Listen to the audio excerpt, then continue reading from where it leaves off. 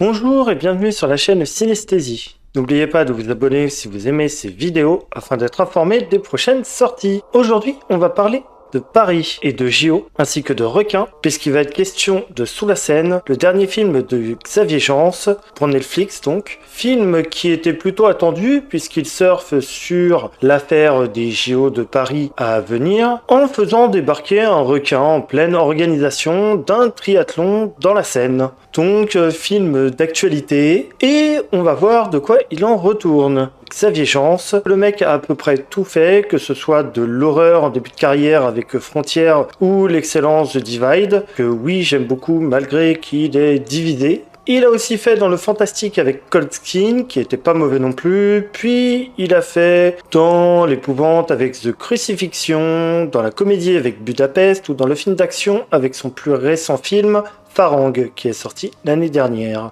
J'ai pas parlé de son premier film, que je n'ai pas vu, à savoir Hitman, qui a une réputation solide de nanar, et on va revenir sur ça, ainsi que de son segment dans ABCs of Death, premier du nom, qui est pour le coup génial, mais qui est bien sûr du court-métrage. Mais globalement, c'est un type qui fait des films entre bof et pas mauvais de manière générale. C'est un cinéaste assez jusqu'au boutiste, je dirais, dans ses traitements. Je pense notamment à Frontières qui va extrêmement loin dans le gore et le dégueulasse, The Divide un peu pareil, ou même Budapest dans son genre qui va très loin dans la comédie trash, voire carrément putassière par moment. Et cette fois, donc, dans Sous la Seine, c'est au film de requin qui s'attaque et on va voir qu'il va aussi à fond dans un autre registre. Je vais résumer rapidement. Dans Sous la Seine, on va suivre Sophia, une scientifique engagée dans la protection des océans, incarnée par Bérénice Bejo, dont l'équipe se fait décimer par un requin géant. Et quelques années plus tard, elle apprend que le requin en question, qu'elle avait balisé à l'époque avec son équipe et donc qu'elle suivait avec son équipe de scientifiques, se trouve dans les eaux parisiennes, alors qu'il n'a strictement rien à faire là, et qui se trouve dans ces eaux à quelques jours d'un triathlon dans la Seine, servant de vitrine pour la mairie de Paris au futur JO. Et je crois qu'on tient le nanar de l'année 2024. Vraiment. Parce que oui, c'est pas juste un film mauvais ou nul, c'est aussi un film très drôle. Et il va falloir que j'aille un peu plus en détail et en profondeur pour vous expliquer pourquoi ce film est drôle et nul en même temps. Parce que oui, c'est pas vraiment volontaire, on n'est pas sur du mockbuster à la Asylum. Là, on est vraiment sur un film, j'ai l'impression, qui est assez premier degré, mais qui fait tellement n'importe quoi que ça devient très drôle, très vite. Que ça va aller dans la gradation jusqu'à vraiment aller au final, où c'est vraiment une explosion de grand n'importe quoi. Et c'est extrêmement drôle en vérité, parce que j'ai pas l'impression que c'était voulu qu'on se marre pendant ce film. Je pense que le film essayait d'être assez critique, et qu'au final, il est tellement caricatural que ça devient très drôle et absurde dans certaines situations, parce qu'il y a vraiment des choses qui sont complètement absurdes. Je vais essayer de détailler ça sans spoiler, et franchement, on s'en fout. Faut le voir avec des potes, c'est trop drôle. Donc déjà, le film commence de manière assez sérieuse et pas si mal réalisé par moments. Notamment, les scènes sous l'eau sont pas mal fichues, je trouve. Et il va y avoir quelques scènes assez bien fichues de manière globale dans le film. C'est pour ça, le film est pas à 100% une grosse connerie. C'est pas genre un film qui est conçu pour être de la série Z et du gros nanar, il a coûté 20 millions quand même. Alors oui, avec le budget pub, etc. Mais c'est pas non plus un film complètement fauché qui est fait pour être une bouse. Non, là, c'est quand même assez premier degré, ça commence pas trop mal, ça peut basculer à tout moment. Mais ça essaye quand même d'être sérieux. Ou en tout cas d'être dans l'horreur sérieuse avec ces clichés habituels de personnages un petit peu cons. Mais on n'est pas encore à fond dans le nanar. C'est pour ça, je trouve qu'il y a une gradation qui est assez drôle. Et pour le coup, plus ça va être complètement con. Et alors à la fin, c'est une explosion de débilité à se rouler par terre de rire, tellement c'est n'importe quoi de A à Z, notamment la conclusion qui est un chef-d'œuvre de bêtise absolue. Mais du coup, c'est très drôle. Donc sans trop spoiler, la scientifique elle tombe donc sur une militante écolo 3 ans après son accident. La militante écolo elle est complètement stupide, elle lui dit qu'elle sait où est le requin en question et que le requin est à Paris. Et du coup, la scientifique, elle va essayer de s'en assurer. Et une fois que c'est fait d'une manière un peu borderline, parce qu'elle peut pas prévenir les autorités direct qu'il y a un requin s'il y a rien, une fois qu'elle est sûre qu'il y a un requin, elle prévient les autorités, forcément, hein, c'est le truc legit à faire quand même. Et les autorités, forcément, elles vont vouloir choper le bestiau. Mais la militante écolo, elle aime les animaux.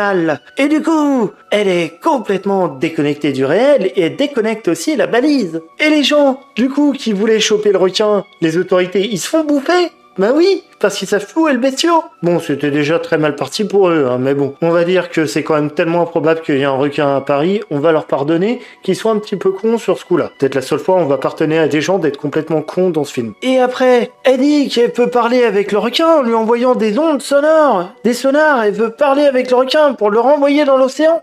Mais oui, bien sûr. Parce qu'un requin, d'une espèce qu'on ne connaît absolument pas, parce que coucou, il peut se balader dans l'eau douce, c'est justifié en mode bullshit scientifique par le scénario, on s'en fout, et ben forcément, elle peut communiquer avec, du haut de ses 20 ans. Et du coup, elle fait un happening avec ses potes écolos dans un lac souterrain. C'est complètement stupide, donc drôle, mais en même temps, c'est plutôt bien fichu. La scène est assez efficace en fait. Du coup, c'est très divertissant et en même temps très drôle de les voir tous se faire bouffer. Et alors, ils se bousculent tous.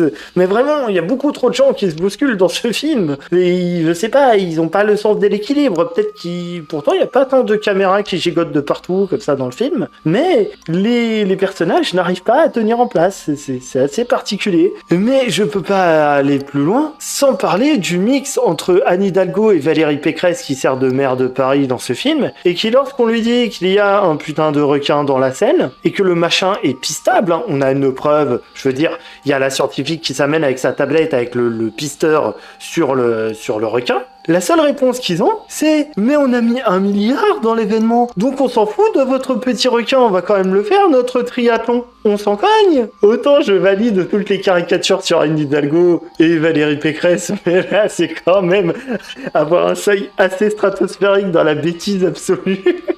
Ce film est génial. Ce film est absolument génial. Et forcément, la police fluviale, ils essayent de choper le requin, sauf qu'ils se rendent compte qu'elle, parce que c'est une femelle, elle fait des bébés toute seule. Alors oui, j'ai vérifié parce que apparemment c'est possible chez certains requins, mais c'est des cas extrêmement rares et ils en font pas des dizaines. Donc ce qui se passe dans le film en ayant une cinquantaine d'un coup, non.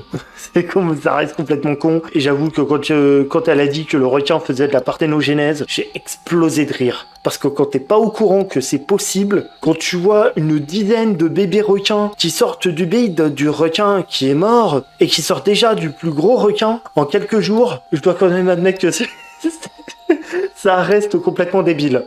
Malgré que c'est un fond de réel, il est vraiment très très au fond le réel quand même. Mais du coup, ils veulent dynamiter le nid du requin, enfin ce qui sert de nid, qui est en fait une espèce de lac souterrain sous les catacombes. Parce qu'on le voit, il y a des colonnes sous 30 mètres de profondeur, il y a des colonnes en crâne, parce que c'est les catacombes. Oui, alors demandez pas comment les types à l'époque ont fait pour installer des colonnes en crâne, bien comme il faut, alors que t'avais la moitié des gens qui crevaient la dalle sous les épidémies de peste pour faire des colonnes de 30 mètres sous la flotte. Mais on s'en branle, dans cet univers, c'est possible. Parce qu'en fait, on est dans le multivers, là, je crois. Parce que c'est que le début. Ils essayent de dynamiter le nid, mais ils se font bouffer. Mais ils arrivent quand même à activer la bombe. Puis les requins qui restent, une fois qu'il y a une bombe qui a pété, et donc qui a fait d'un tchou, comme ça, avec de la flotte qui sort de partout. Mais vu que c'est le triathlon, tout le monde s'en branle. Comme quoi, les flics, ils regardent que le triathlon. T'en as aucun qui est retourné au cas où il y aura un type, je sais pas, avec un lance-roquette ou je sais pas quoi qui fait une dinguerie. Non, ils en ont rien à foutre. Les requins restants, ils bouffent les mecs du triathlon. Pendant qu'il y a Hidalcress, on va l'appeler comme ça, qui nous répète que Paris est une fête. Et puis il y a l'armée, du coup, qui quadrille la zone, ils tirent dans la flotte, notamment des snipers qui tirent dans l'eau comme ça, sur le requin dans l'eau, pendant que à 2 mètres juste à côté, t'as les flics aussi qui tirent dans l'eau, et il y a des militaires qui mitraillent dans l'eau aussi, avec les mitrailleurs, là, les FAMAS, ils tirent dans l'eau, à bout portant sur le requin, et tous ces gens, ils arrivent pas à tirer sur le requin, parce que on est dans un univers où les requins, ils évitent les balles. C'est incroyable. Et alors, les balles, elles touchent pas les requins, par contre, elles touchent des centaines d'obus sous la flotte. Parce que on n'a jamais ratissé la scène depuis 1914 dans cet univers, ça fait plus de 100 ans. Et du coup, il y a tout qui explose. À savoir que les obus vieux de 100 ans sous 10 mètres de flotte, ça fait exploser des putains de ponts parisiens. Ce qui, dans cet univers, fait surélever le niveau de l'eau de genre 20 mètres et qui fait qu'à la fin, Paris est envahi par les requins. Et genre l'eau, elle monte. Mais genre, la porte de Notre-Dame, elle est sous la flotte. Genre, c'est plus qu'une inondation. Il provoque des tsunamis aussi. C'est pas possible, j'essaye de rester sérieux, mais c'est pas possible, le film, il veut pas. C'est du grand génie nanardesque. J'essaye de vous faire ressentir la montée crescendo dans le n'importe quoi cosmique tout au long du film. Et à ce stade, je crois que c'est de l'art. Mais le plus drôle, c'est que le film, il a des qualités. Par exemple, la musique, elle est pas dégueulasse. C'est classique, mais c'est pas honteux. J'ai bien aimé certains thèmes, etc. Les acteurs, ils sont pas mauvais. Le mec de la police fluviale, c'était le héros de Farang, il se débrouille plutôt bien. Je trouve qu'il est pas mal en tant qu'acteur, lui. Bérénice Bejo, elle fait le taf aussi, hein. Mais le film, il est tellement écrit avec le cul, et il a des effets spéciaux tellement dignes d'une production Asylum, parce que j'en ai pas parlé plus que ça. Mais autant il y a certains effets qui marchent, autant il y en a. On a clairement l'impression que c'est du Asylum, sauf que ça a coûté 20 millions, ce truc. C'est incroyable. Et franchement, moi, je trouve que c'est un film complètement à regarder entre potes et à inventer des jeux à boire dessus. Genre à chaque fois qu'on dit une connerie ou que les personnages font un truc complètement débile, tu bois un shot. T'es complètement bourré à la fin, mais c'est rigolo. C'est juste incroyable. Voilà ce que je pouvais dire sur Sous la scène. C'est le nanar de l'année. Ça fait longtemps que j'ai pas autant rigolé devant un film. Et maintenant, je vais essayer de rester sérieux sur les recommandations, parce que je vais quand même recommander des bons films, hein. Et on va commencer avec un film qu'il faut aussi dans les poissons et le grand n'importe quoi. Mais là, pour le coup, c'est clairement du second degré et clairement de la satire, à savoir Piranha 3D. C'est classique, mais je devais en parler. Parce qu'il y a tellement de similitudes entre ce film et Piranha 3D que, pour le coup, je devais en parler. Et c'est une véritable satire, cette fois-ci, de la société américaine notamment. Puisque cette fois, on va remplacer les JO par un Spring Break, avec des personnages encore plus cons. C'est les bimbos siliconés qui sont complètement débiles et qui vont se faire bouffer, alors que depuis un quart d'heure, tout le monde leur dit de se barrer de la flotte. C'est génial. Et là, pour le coup, ça y va à fond dans le gore et le débile. C'est absolument génial. C'est aussi réalisé par un Français d'ailleurs, à savoir Alexandre Aja, et c'est sorti en 2010. Et pour le coup, c'est vrai que c'est un excellent film exultoire, avec des personnages complètement demeurés qu'on va adorer voir crever, et c'est juste un classique dans son genre. Et enfin, pour la seconde recommandation, on va parler encore une fois d'un film français, à savoir The Deep House,